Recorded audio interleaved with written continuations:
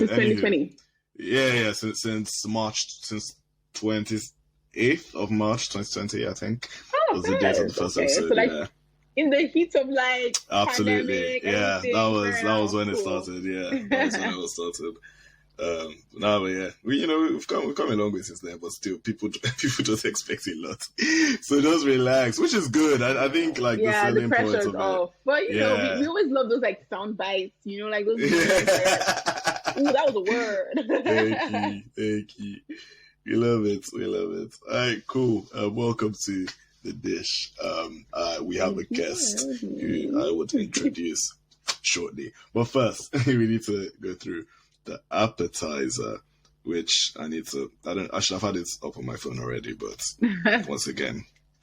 Anyhow, so the appetizer for this episode is: would you rather be an extra in an Oscar-winning movie or the lead in a box office bomb? I know you like your movies, so. I think I'm gonna go with the extra in the Oscar. Fair enough. The Bible says, "Do not despise the days of small beginnings." Watch. Appreciated, understood. Now, yeah, I feel that. I guess for people, it will be really the question of like, because like being in the lead in a box office bomb, actually wonder, is it that bad? Like, just last, your name is attached to it, but it's a bomb. You don't want your name you don't want your name attached to something that like, she acted that movie and like it was so terrible. But like, she was like Chadwick Boseman, or like this person's like, in that movie. They were support. They have name for a supporting cast. Exactly.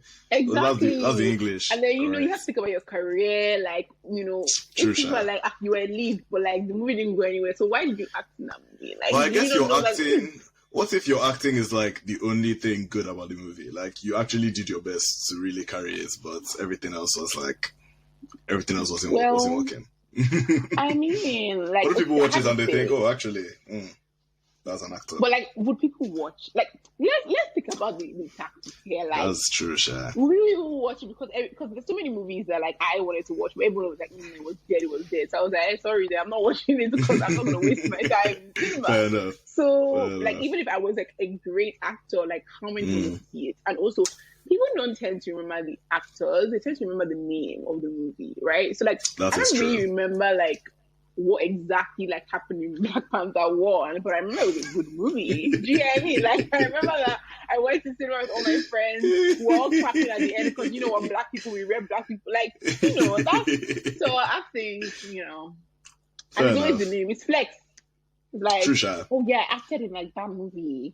You were, yes, you did. Even if it was 2 minutes. Do you get exactly. Even if you were just walking in the background. Even if it was fair enough, Sha. Like, so it's flex. Fair enough. Completely understood. I think I'll back that. I think I'd rather be an extra as well, to be fair. So that's honestly understandable. All right.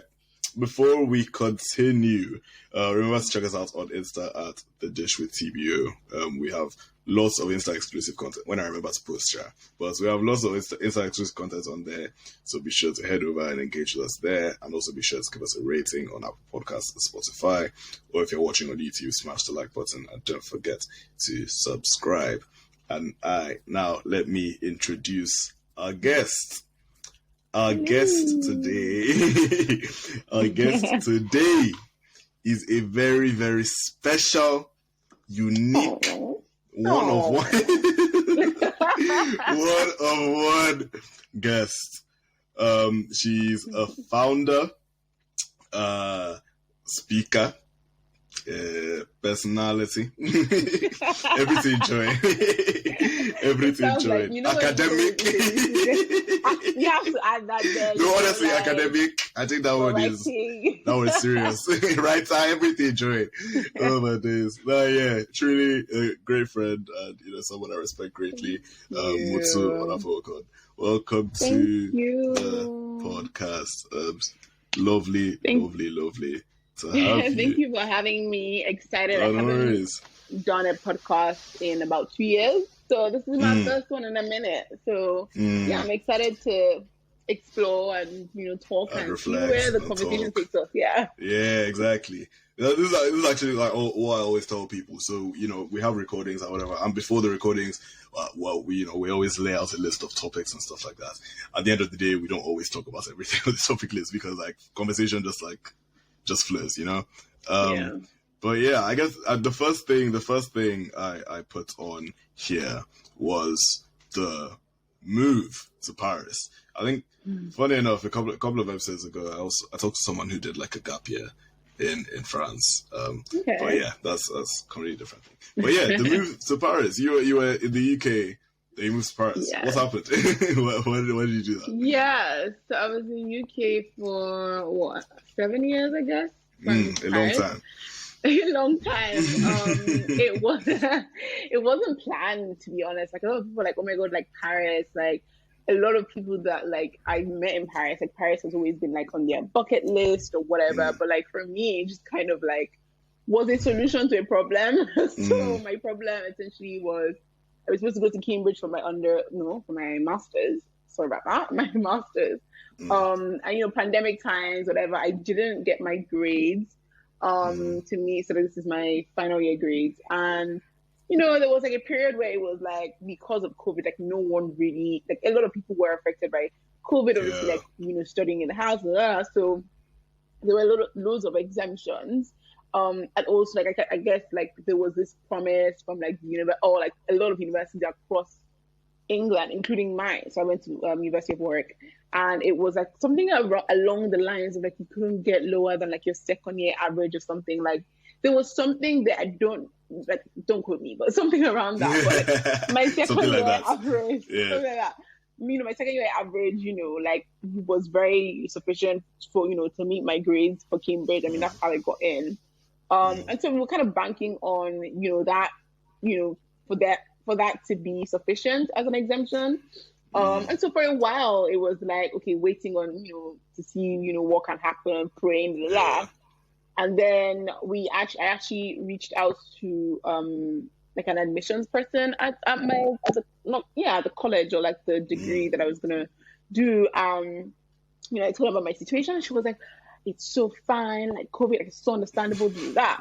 So like, I was like, oh yeah. It was not fine. It was not fine. It was not fine. But there's like videos where they're like, what's the meme of like, the ending of Black movies where they do like freeze frames and then there's that song that plays in the background. Yeah, exactly. There's still something coming. Exactly. But I did, it's funny because I sensed it, like, so I had been praying about it for a while, but I have this thing with my relationship with God where like, I know when something is off. Even so when she called me and was like, oh yeah, like you can come to, like all my friends were like celebrating, but I was crying because I just felt, I was like, if God was going to perform a miracle for me, this was not how it was going to feel. Because when God does something, I'm not going to be like, when God performs miracles, the pain and the sorrow of what brought about like, the situation completely fades away, because that's how abundant his blessings are. So in that moment I didn't feel it, and like it was like everyone was just kind of like be appreciative. I just knew inside of me, and this is where it comes, like trusting your God, trusting your spirit, like I knew inside of me that something was off.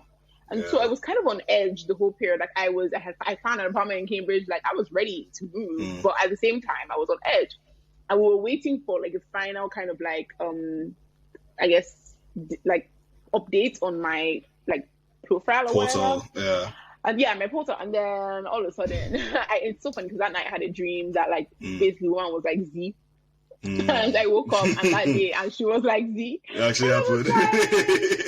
It was like dream. But like I was like, oh my God, like I was, that whole like dramatic, like Eloi, why have you forsaken me? I was like, God, like what do you mean to that? So, I was in a space where I was trying to figure out what to do next. Like the idea, or I guess the options were like go to another university in the UK or go back home, and like home where, and I was like in the UK, I kind of was like, I just knew that like, if I wasn't going to Cambridge, I just wasn't going to, I don't know. Like, it was like, I've kind of done the UK. Like I was like, I've gone to Warwick, like the next reason step for me was Cambridge. I just couldn't fathom myself going anywhere else. I'm like, this is not to any other university, but like I just knew what like God wanted for me. And I knew that I wasn't that.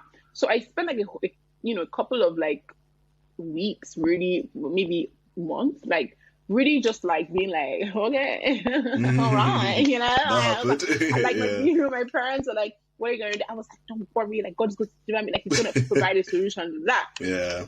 And then, so how Paris kind of loops into all of this is that I was literally, and like I tell people this all the time, and they're like, you're kidding. I'm like, no, God works in mysterious ways.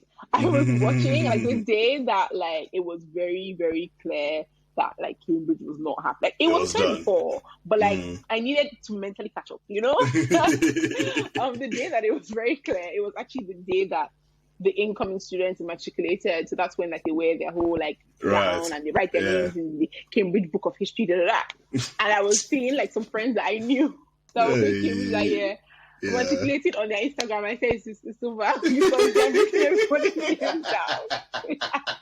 Nah, like, it was not funny at that time. So I was like, I might as well like, drown myself in my sorrows. I was like in bed, like, obviously like down.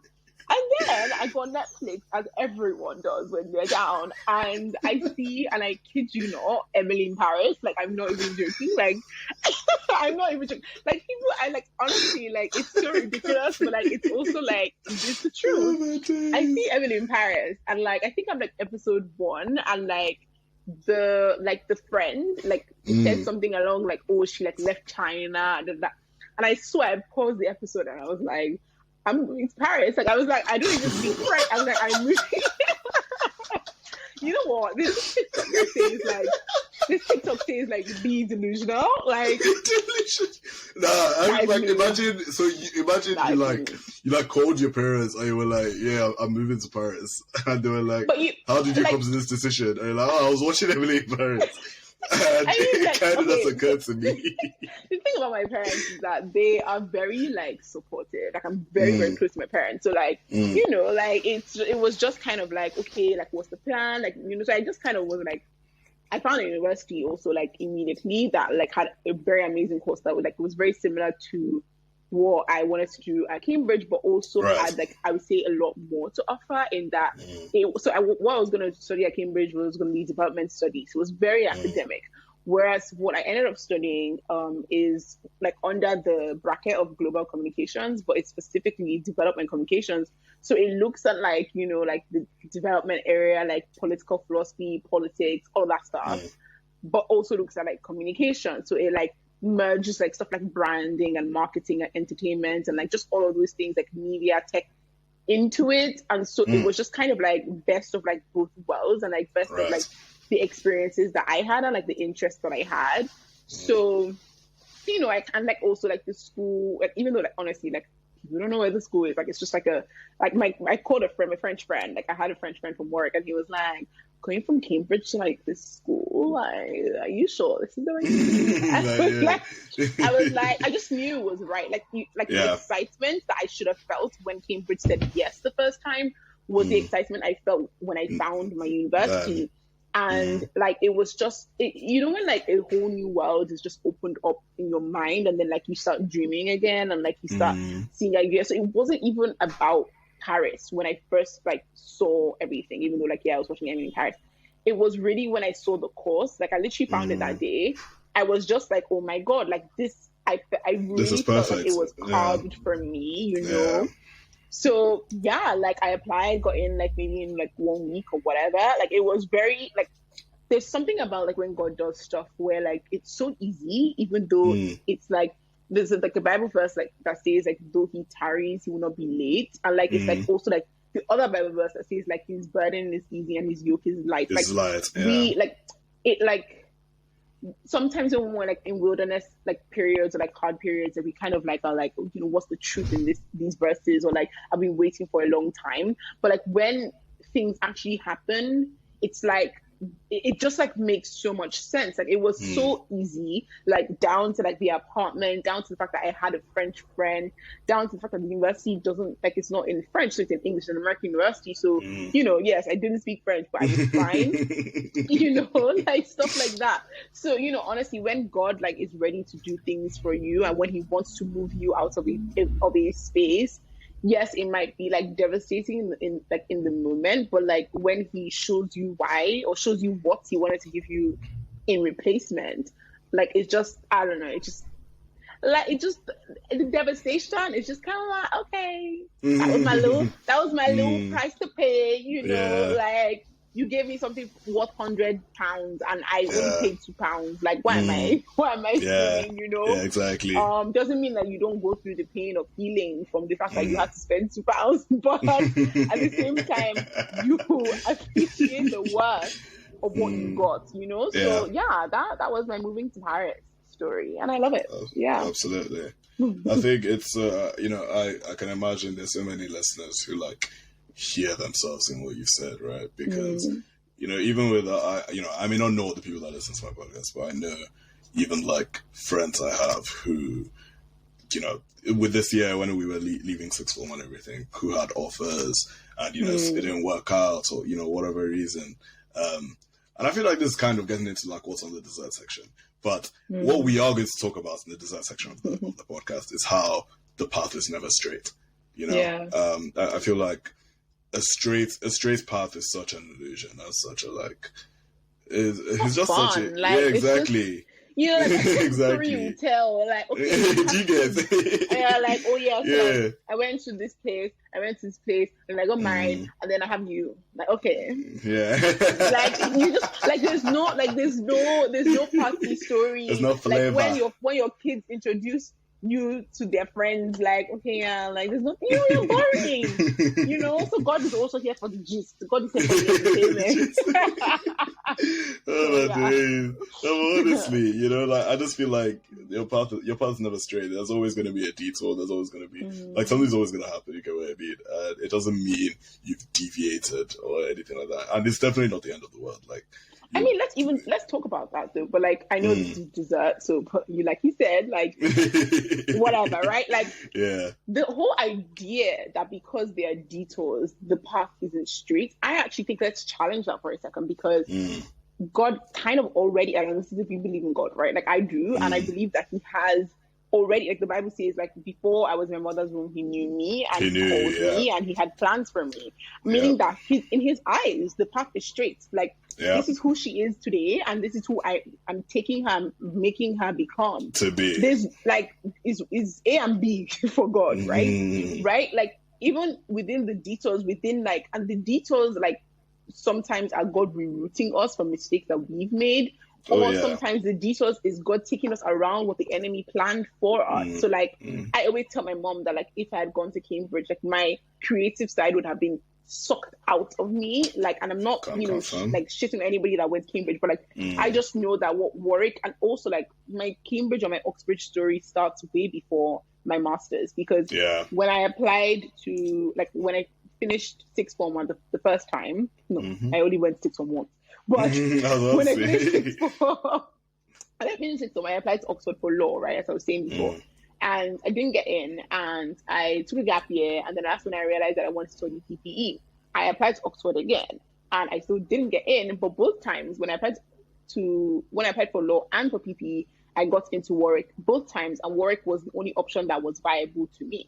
Right. But it was the one option that I didn't want. I literally, when I got into work the first time, I cried because I was like, my auntie was like, are you, like, I remember no, I'm not even joking. Like, I know like work is people's dreams, but like, I know it's so ridiculous. But we were at a restaurant, like a really, really like fancy restaurant with my aunt, and like, I have two cousins that are my age, and I was crying because I was like, I can't go to Warwick. Like Warwick, I just don't like it's just too many Nigerians. Like I just, and my auntie was like, "Well, Warwick is a good university." I was like, "Yeah, but like, no, you know."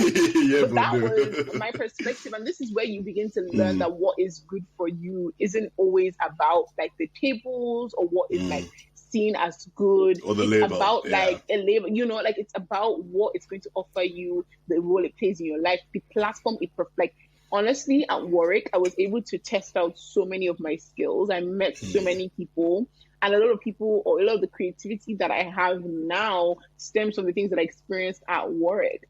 I am, like you said, an academic, right? I also do like that, but God knows me so well that He knows that my academia is nothing without my creativity. So I now call myself a creative intellectual because like I feel like my intellect has to be matched with creativity to really, really build something powerful. And God knew that about me, right? He knew that about me before.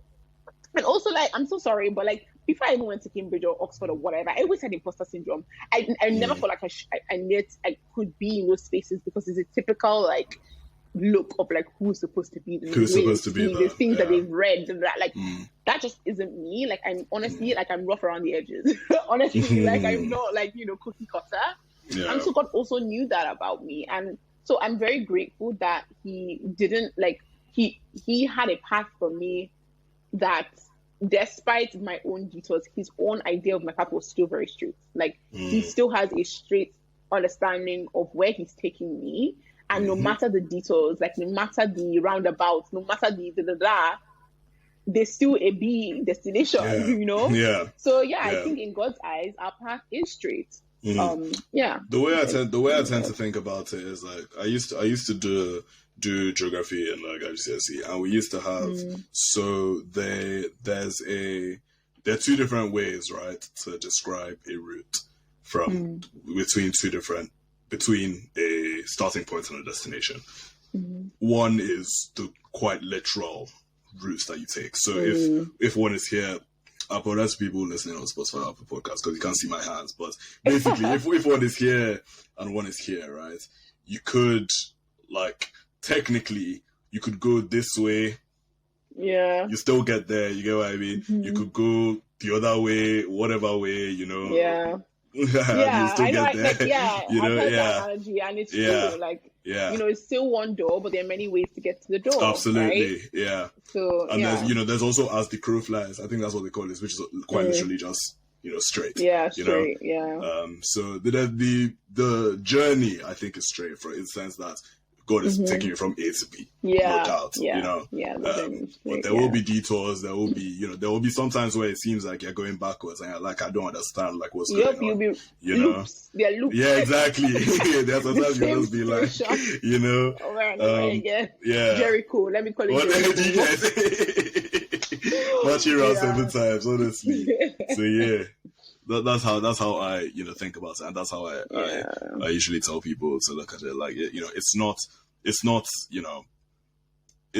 that you're it's not like you're not going to get there. Like God is taking you somewhere, but just you've taken a little unexpected, so to speak, turn. Unexpected to you. Also coming by the way, exactly, unexpected to you. Yeah. But like obviously, just trust the process.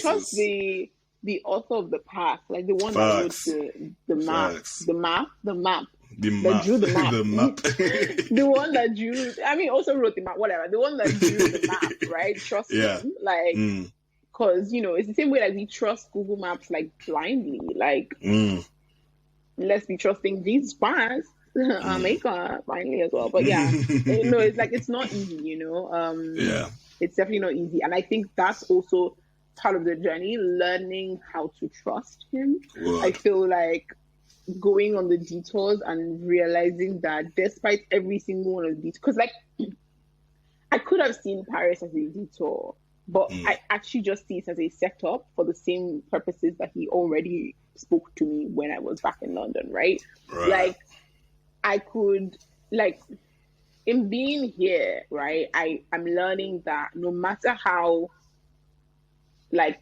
discombobulated or whatever that word is, it looks, like the promise is still the promise. Like his promised land, the places that he knows, that he said, that he's whispered, that he's taking us to, the gifts and talents that we know that we can express, like it's still there. And learning, even when like there's been like a breakaway or whatever, an unexpected decision, whatever, and then seeing that, wait, so okay, I moved to Paris, but like things that God said to me in London are even happening now. Like, it's like, oh, okay, so I can trust you despite the madness, despite like the disappointments. I can trust you because I have seen that regardless, you are faithful. Regardless, everything that you spoke does come to pass. And honestly, like, it's the truth, and it doesn't mean that you don't wait in the process. But on the flip side, it means that you pick up so much in the process that is valuable for the destination, right? Like, absolutely. You pick up friendships, you pick up like wisdom, you pick up like skills, you pick up talent, you pick up, like, there's so much you pick up in the process. On your way there, like destination is just not worth it without it, you know? Yeah. So, yeah. There's this YouTuber, what she was talking about enjoying the journey, like enjoying the, you know, there's like, and you know, you don't doubt the fact, right, that there will definitely be times that it seems like you say you the day that came to you, that was literally the day that you were like, whoa, this thing doesn't look like it's happening. And there'll definitely be times like that, you know. There'll definitely be times, you know, whatever your goal is, whatever your dreams are, whatever your aspirations are, there'll be times where you're thinking about it, you're like, whoa, this is looking long. You know, there's times where you're like, or it's hard, or, you know, stuff like that. But I think actively, I'm a big fan of perspective, right? And I think actually choosing to see that there is beauty in the ugly, like there's beauty in the process and all of that, and just getting to wake up every day and work towards making a vision a reality is a very beautiful thing. I genuinely think so. So yeah. And having mentioned that, let's talk about. I'm going to confess. Let me confess. I don't know how to pronounce it. What, my name? My brand. How about? No, because I mean, like, okay, my brand. Okay, yeah, your brand. I don't know how to pronounce it. Let me just confess. Yes, please. I'll pronounce for you, but I also explain the name. So it's pronounced Jeuere, and it means Jeuere. Yeah. Okay, it's actually a combination of a French and a Yoruba word. So Jeu, like Jeu, Jeu is French, and it means play or game. And then ere for my Yoruba people out there, it also means like to play, you know, whatever, or like a game, whatever. No, I think it's play. Anyway, the idea behind the name is really just kind of like, I mean, again, so the brand is really, it's like a media company about like humanity, about relationships, about restoring like harmony to humanity, and we're doing it through the lens of like relationships and like building like social intimacy between like people in society, and also like within like different communities in society, because, you know, right now there's a lot of like loneliness, a lot of polarization. So the society, like the world really needs a dose of Ubuntu, you know. But essentially the name like comes from the idea that like the versions of us that were most like harmonious and like open and like more like compassionate, like it's like the child in us, like the inner child, which is why like right now there's this huge movement like about like healing the inner child, right? Because like the reason why the adult version of us exists like this is because sometime in our childhood there was a break, right? Something like happened, there was a break, something happened, and so healing the inner child is allowing this adult now be the child like that you were before something broke, you know. Not everybody has a beautiful childhood, but the idea that children are the most pure versions of ourselves, like the most untainted, or like that's why everybody's shouting against this whole Balenciaga situation, because it's like the perversion of children.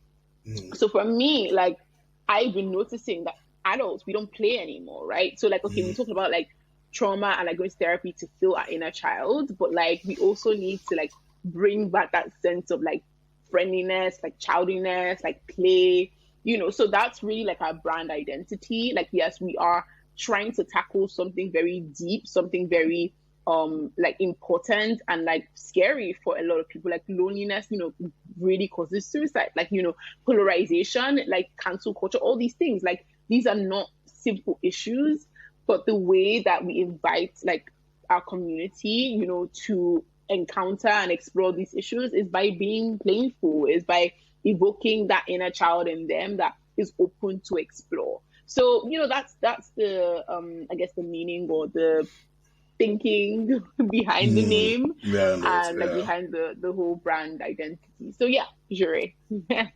God. Yeah, no, I love it. Honestly, it's amazing. Like, so the strategy behind it is to get people to connect with like their inner child, basically, right? Yes, I guess like with their inner child, but also with like the so there's this philosophy that, like, you know, I'm trying to push out into the world with this brand, and it's the idea of like balance, and the idea of like balance in our femininity and in our masculinity, because everybody in the world has both feminine and masculine traits in themselves. Femininity and masculinity are not attached to gender, are not attached to woman or man, but every single one of us have feminine traits, like, so the idea is to restore. I wouldn't even say restore, because I don't even ever think that there has been a balance, right? I would say that like we either operate in like an extreme femininity or an extreme masculinity, right? And neither are good. Like it's only balance that is good, right? So the idea is not just about unlocking the inner child, but going back to the original version of humanity that allowed us exist in like harmony and like cohesion, right? And that original version is that pure child that operates in balance, right? Like the reason why that imbalance has come is because we have learned it from like social interactions, like the whole nature versus nurture debate, right? Like the nature of humanity is that balance. We can experience both the feminine traits and the masculine traits, but the constructs of society has made some traits more desirable than others, or has forced some people to only express certain traits. So, but that's killing us. Like, like that is just dividing us. It's killing us. It's just tearing us apart, really. And society can't handle it anymore. I would say like civil society is on the brink of like, I wouldn't even say the brink. I think we've way past that, But, like we're just really, really struggling. And this generation that has never experienced a life before constant, instant connection and communication is dealing with it the most, because we don't remember a time when like we didn't have so much access to other people, or access to other people's opinions or to other people's lives. So, I guess the solution that we're proposing is really bringing this balance back to humanity, and just really kind of like evoking like this perspective of understanding that you can house both, and like housing both is actually safer for you than only leaning into one. And this goes for all people, it's not particular to any gender or any whatever, but really, really like everybody, humanity. So it's a really like a human issue. Specific. So that's the thinking behind it. Agreed. So what's the idea? What's the strategy? Like how? So it's like, from what I understand, because obviously like seeing the stuff you do, you're watching your story, stuff like that. I understand campaign involved, stuff like that. So like, how exactly are you guys actually going to like go about like putting this in people's face and like actually? Through media, I mean. Obviously, I can't say too much because we have a long Yeah, for sure. People be signing NDAs out here. But yeah, we are a media company, and really, I mean, the way that philosophies are dispersed across the world fastest in today's generation is through media. And actually, not just to, today's generation, back in the day, right? So, this is where I guess me going to my master's, like, plays in, because I learned about global communications and how, we have really, like, how neo-imperialism or imperialism happens, because like nations like pump us with like series like Friends and Gilmore Girls and all these things, and we watch these things, and like our ideals of like beauty and hair and everything come from all these communications that we've watched. So that's where like philosophies, or that's how philosophies are dispersed.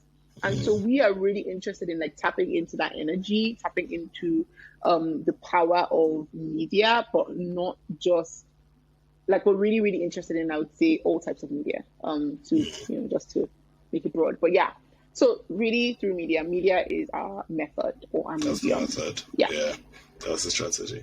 No, I mean, it definitely makes sense. I think there's a lot of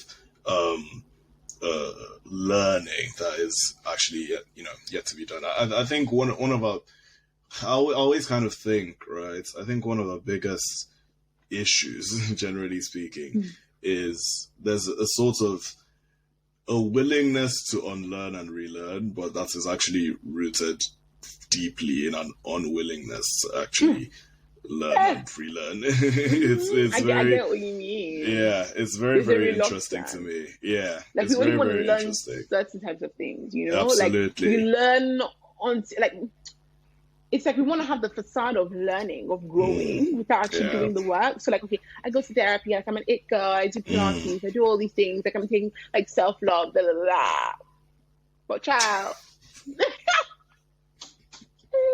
No, I'm not even asking anybody, because, like, I'm all of those things, right? Like, I'm all of those things, but, like, my true learning comes from, like, changed behavior. Like, I can consume, like, you see on my books, I can consume as much as I want. Say, most can read for Africa, man. Yeah, you know, if you need a book on your balcony, forever on your balcony, reading. But like, essentially, like, yeah, I think learning and unlearning is actually education is, and I guess this is what I mean, like with media, right? Like you get educated. So in my course, we learn about this thing called edutainment, right? And it's like entertainment that's educational. So, you know, education. And essentially, right, like we are struggling, we have an education problem in society in that we have a lot of knowledge. We're not wise. Does that make sense? Like we know, we have never known as much as we know right now. Yes, we don't know. Yeah. Honestly. Yes, we're more divided, more broken, more lonely. Our relationships are breaking. There's more divorce rates, higher suicide, higher gun violence, higher everything, honestly. Higher, everything, like, man. Inequality. But we know so much. Yeah. And that's because we're not learning. That's because we haven't actually applied. Wisdom is applied knowledge. Yeah. So that's society's problem.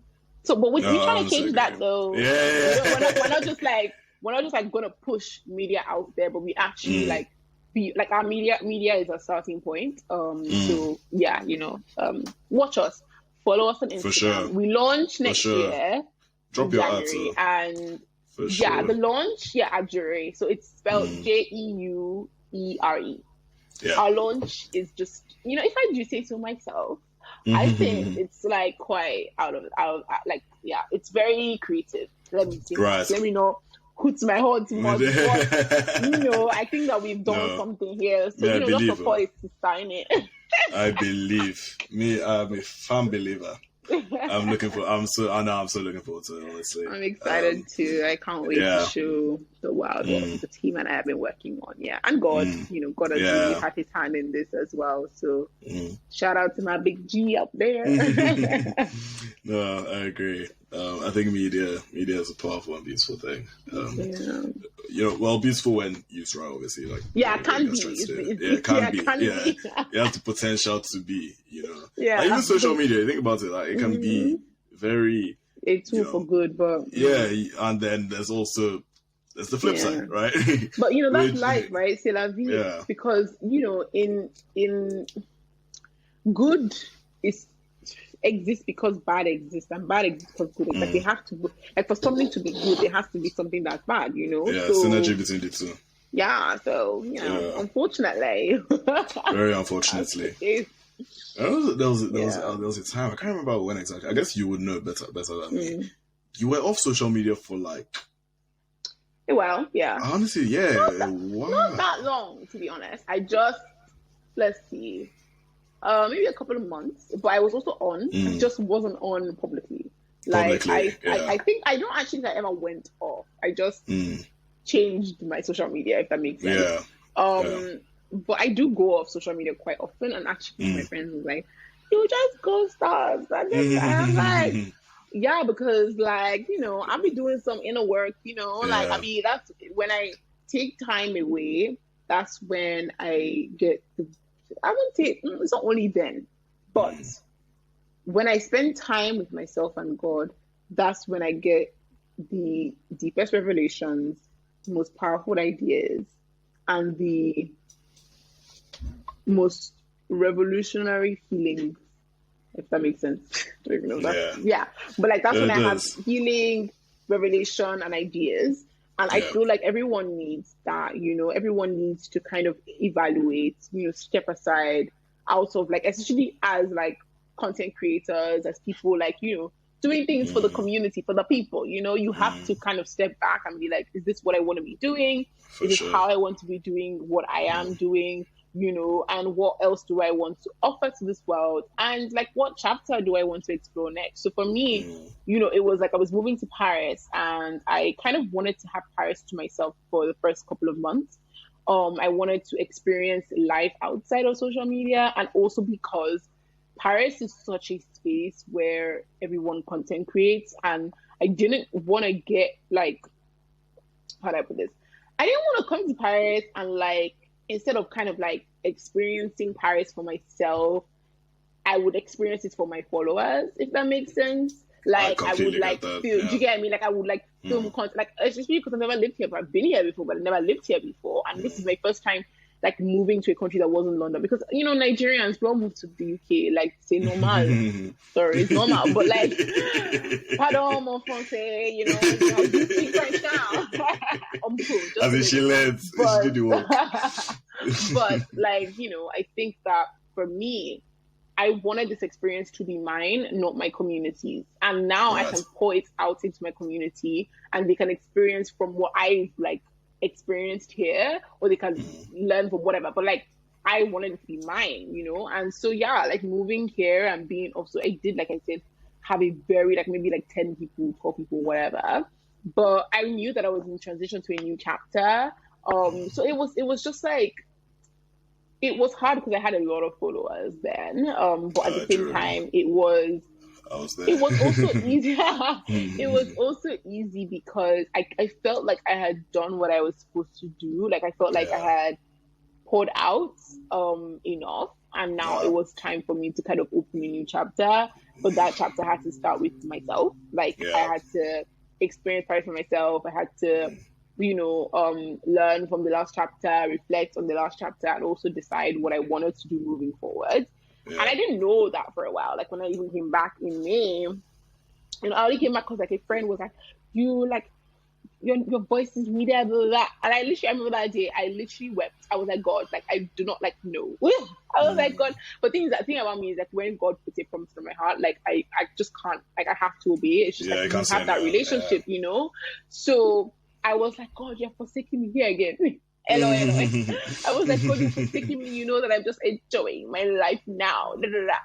But me coming back was then another layer of him showing me and revealing me things. And I really feel like, Jeuere, like me building in isolation for a while was needed so that I could just kind of understand what I wanted to do moving forward. And then coming back out there, just kind of seeing the problems that everyone is facing, Then it helped me to be a better problem solver, which I feel like makes my brand stronger.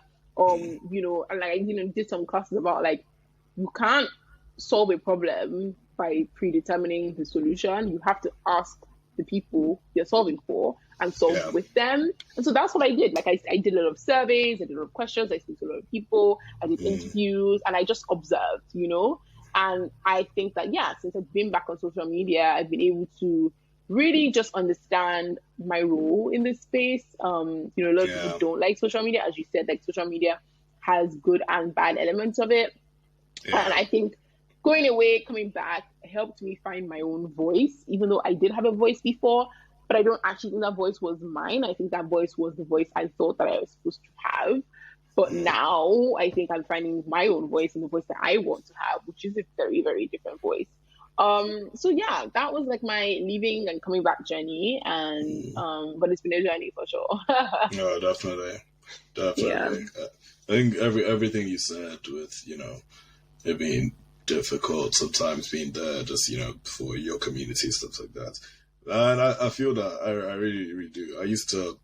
When I was, it feels weird saying when I was younger, because at the end of the day, I'm still young, I beg. We are younger, huh? I'm still young, I beg. I haven't even touched 20 years, I beg. So. Really? Yeah, this is the thing. Oh, wow. Okay. But no, think about it. Like, when you met me, I was 16. That was 2 years ago. But that I did not know.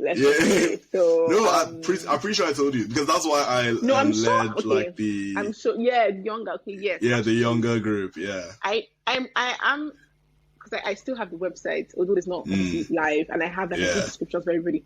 Yeah. I'm sure that you were youth. But I thought more young adults, youth, not. No. So for listeners that are confused, in the old community that Motun led, which I was part of the leadership team, I led the younger group, which was literally I think I was 16 at the time, and my group was 16 to 18, I think. Okay, yeah, fair enough. That's something like that. Yeah. I think that was it. Because I was young adult, but I still am. Yeah, you were. Yeah. So that's how it worked. Actually, I'm an adult. I'm not young. I'm mid. Well, you're still young. You're still young, though. Excuse me, young adults. Excuse me, what? What are you saying? I'm adult. Oh man. Please, I don't need to be adult, so please let me be a child. I beg. Because at the end of the day, I don't think that's. You know what? Let me not say that. I know, but it's actually. I don't think that's you better get some for your mind. Oh my days. No, honestly. I think it was my dad that sent it to me. That song. Yeah, my dad was like, have you seen this? Yeah, it actually is, because as you get older, you're just like, it's the self-sufficiency for me. It's the independence for me. It's the cooking for yourself for me. No, honestly. It's the accountability and responsibility for me. Bro. Y'all, when I was watching Friends, y'all didn't tell me that this was this is actually what it was going to be like. Exactly. If Rachel didn't want to wash plates, Monica wash plates for somebody else was there, yeah. If I don't want to wash plates, okay, then I won't have to. Exactly. Do you actually understand? It's just there. You actually just have to do it. Yeah, it's a process. It's not easy. Oh man. So, yeah. I always kind of think to myself, I'm like, okay, this is all right, but when I actually have little people to look after, let's not talk about that. It's going to be I'm just but you know what? I am actually looking forward to having kids. I know out there everyone's just kind of kids cost a lot. But I genuinely do.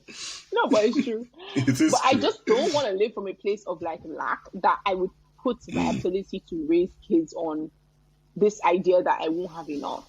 Do you get me? No, you have why do I wanna live my life from a place of? I'm not saying that it's not easy. I'm not saying that it's easy to raise kids. It's not. Yeah. But my parents raised me, and I'm grateful for my life. And I think when you find joy in your life, despite I've not had an easy life, right? I've definitely had ups and downs, but I'm grateful to be here. And I do know that a lot of people aren't grateful to be here because of the circumstances of life. And this is why we're trying to solve problems like loneliness, like division, because it's very real. Mental health, it's very real. Suicide is very real, right? But when you come out of that, right? And it is possible. I have also dealt with those, feelings a lot of times in my life. But when you come out of that space and you finally get to a space where you genuinely feel like life is worth living, I'm so sorry, but I know people come into this one why would you want to bring children into this wicked world? In this wicked world, I have found joy. In this wicked world, I have experienced the goodness of God. In this wicked world, I have built friendships. Even though I struggle with loneliness sometimes, I still have good friendships. In this wicked world, I've explored beautiful spaces. I have really, really good memories. I want that for my children. I think it's the narrative we tell ourselves, So I find that I am, interested in having children. I don't want too many. Exactly. I'm a 2, 1, or 3. I always tell people 3 maximum. But I think that. It's a beautiful thing to also, this is where you playing your part in the world makes it exciting for you to want to bring a child into this world, because absolutely. It's a beautiful thing for me to build a world that I want for my children, so that's why Jeuere exists. I want my children to not struggle with polarization and loneliness and division. I want them to have healthy relationships. I want them to feel like they belong in this world, right? And I want them to feel like they understand those around them. And so I'm going to create something to help them feel so that. So they can live, yeah, for sure. So that's for sure. This is where vision building and purpose and all of that come from, Mm-hmm. Yeah. I wholeheartedly agree. I mean, I own kids as well. Just as a general base or whatever. Whenever people ask me, "Oh, do you want kids?" I'm like, "Yeah, I do." I think it's a beautiful thing, having children, whatever. I mean, every now and again, I was when I see my baby cousin, have a time. Same. I'm like, girl, you screaming. No, honestly, like, you're a bit loud. You're a bit loud right now. Not gonna lie. I'm like, bro. Yeah, no. Same. I'm like, okay, can we skip to the good part? Exactly. Like, honestly. So, no, my niece is like almost 2, right? And like, she's just in her own world. Like, she's the cutest thing, but she's also in her own world. And like, I told my sister, like, terrible twos are coming. Like, this is one that I'm always FaceTiming. Like, the baby's not gonna have my time anymore, and I just don't like that. Cause like before, like I was Auntie Momo. If I say Momo, she say Momo. Now who is Momo? Tiny, yeah. Who's that? So yeah, I'm not looking forward to that, you know. And then obviously to pregnancy. But you know what? My belief is that, you know, there is always like a way out, and my way out is, you know, so you give me a smooth, tiny, and everything pregnancy, just like sharp everything. Like that, like everything too quick, like. Yeah, I'm not really here for the hustle.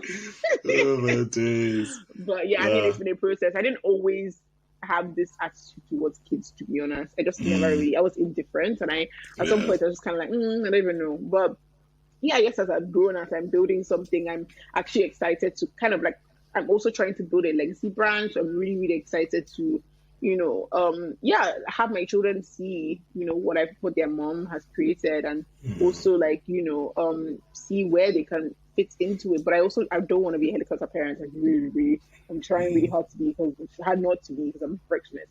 But you know, see where they could play their own part in it, or see what it evokes in them, and see that they could have unconventional careers, because like it's, my career path is not conventional in any way, shape, or form. And so, I mean, obviously by that time, I'm sure things will be so different. But, you know, I want them to know that, they had a mom that when, you know, working at Goldman Sachs 9 to 5 was easy. It's not easy, but when I say easy, I mean like it sounds like a straightforward path, you know. It took the not so straightforward path, you know. Not so straightforward path, yeah, but both are not easy. Trust me. Yeah, for all my like investment bankers, where it's easy, like y'all be doing the, you know, keep up the good work, you know. The but, good work, you know, also pay some respect to us entrepreneurs who, you know, also work, you know, all the time. Like I'm constantly working on Jeuere, you know, even though I'm not in the office 9 to 5. So like I'm in the office 24 hours. I'm constantly working. Period. So literally, like last night, 2 a.m. in the morning, like I was having ideas for the website. I was like, girl, and I think that it's sleep time. Do you guys? Sleep time. There's like, isn't it like a philosophy thing? I always mix up philosophy and psychology. I don't quite. If I say I fully understand the difference, I'm not entirely sure. Yeah, but there's an idea, Sha. Yeah. There's an idea about like separating where you live and where you work. Oh yeah, my psychologist, he was like, do not do your thinking on your bed, because you will not be able to sleep. Yeah. So he made me literally have a chair there, because I live in a studio, right? So I have everything in everything. In one space, kitchen, my living room, my desk, my whatever. Yeah. You know, it's a cute place, but you know. But he made me get a chair. He was like, "You want to think? Sit down on the chair." Sit down. But I don't do that. Get a thinking chair. It's now decoration, but there is definitely a psychology about separation. And he really gave me the breakdown that day. I was like, okay, Dennis, that's his name. Okay, I hear you. And I went to buy the chair. I mean, I bought the chair, and I did do it for a while. For a brief while. From time to time, I do be reading on the chair, so I don't necessarily do my thinking. I do my reading on the chair. Okay, what? You have successfully separated something. Exactly. You know, little steps, baby steps. Yeah, step by step. Step by step. So I wanted to end the episode by, you know, apart from obviously the desserts and everything, we've already talked about this, which is completely fine. I think one of the things I try every now and again, I try to give the listeners, either on the episodes or on the podcast Instagram, I try to give them a bit of like my mind towards, you know, what we create on this podcast and everything. And I think my podcast is already very stylistically messy, which is I prefer it that way. Honestly, I we like the authenticity of it. Yeah, I like the authenticity of it. Like it just like I remember. I think I've already mentioned this on a previous episode that I recorded a while. I think 2 weeks ago with another guest for the Christmas specials. But there was a time someone messaged me. They were thinking about starting a podcast and they wanted advice about staying on topic, and I was like. Yeah, I was like, my brother. I don't know what that is. I was like, my brother, I do not know what that is. I'm not gonna lie to you. I'm not gonna lie to you. I don't know what that is. You know, but yeah, I think what we're doing a very good job of right now is kind of embracing that messiness. So I like the fact that, you know, in this episode we did appetizer, main course, desserts, main course. Like it is what it is. You know what I mean? But that's how it is. Like, you know, even some people eat their desserts like in between. Like, some people do it. You order everything together. Like sometimes you even have dessert and then you realize actually I'm hungry. So you go so you go have main course, have the appetizer. You have desserts, appetizer, main course.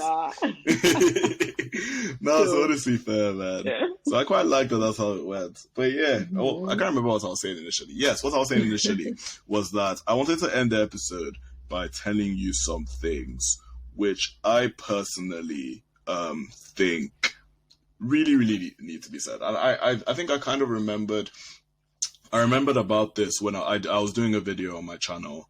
I recorded this, I've uploaded this actually, you know, it's on my channel, where I read and reflected on my 2020 journal. And obviously because in 2020 we did a lot of work together on Talesofmyyouth and stuff like that, a significant portion of the journal was about Talesofmyyouth stuff and stuff like that. And just, you know, right there and then, even in the video, I'm pretty sure I said it, and I'm pretty sure I left it in the video. I said, I actually don't believe she got as much credit as she deserved for helping as many people as she did during what was a very tough period. And I remember just kind of saying to myself, yeah, I'm actually going to say this to her. And I just thought it would be nice to actually tell you, like, this how I'm going to end the episode. I greatly appreciate, and I'm sure I'm not the only one. You know, during 2020 was a crazy year. It was a crazy year. And I think, you know, sadly or fortunately or unfortunately, you know, depending on the way you think about it, because of, you know, how Talesofmyyouth ended and whatever, I don't think people actually remember or realize how much of a help it was at the time. Just having a community, having, you know, being together but not together, you know, being together when we were not able to be together. You know? And I don't think people realize how much of a help that was for us, for everyone, for the team, for you, for, you know, for all of us. And so I'm just wanted to end this episode by saying thank you on behalf of every single person that community helped. I don't think you get nearly enough credit for building something that really was amazing and that helped quite literally thousands of people. So thank you. Thank you so much. Quick before we end, I'll say something. I think more than people, maybe, like, you know, maybe there's not enough credit. I think I also don't always give credit to myself for you know, like the work that I did and the toll and the sacrifice that was, you know, like, you know, it was a hard period for everyone, and it was not a period where it was ideal to be giving, but it was the period where, for example, I would have loved to receive.